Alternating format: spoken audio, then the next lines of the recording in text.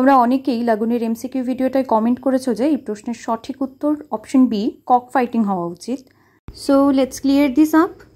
তো লাগুন গল্পের জোসেফ কনরাড ক্লিয়ারলি লিখেছেন, it was a time of peace, a time of deer hunts and cock fights and idle talks and foolish quarrels. অর্থাৎ এখানে deer hunts, cock fights and idle talks ও foolish quarrels এগুলিকে কিন্তু peaceful time হিসেবে mention করা আছে। তো time of পিসের যে অ্যাক্টিভিটিগুলো তার মধ্যে কিন্তু ফক্স হান্টিং বাদে প্রত্যেকটাই মেনশন ছিল। এবার তোমরা প্রশ্নটা ভালো করে দেখো। প্রশ্নটা ছিল which activity is not associated with the time of piece. তোমরা অনেকেই সম্ভবত নট কথাটার উপর খেয়াল করনি।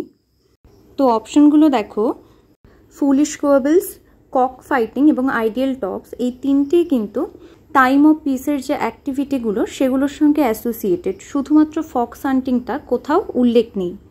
তাই অ্যান্সার হবে অপশন সি, ফক্স হান্টিং। তোমরা যারা অপশন বি অ্যান্সার বলছিলে তারা নিশ্চয়ই এখন বুঝতে পেরেছো।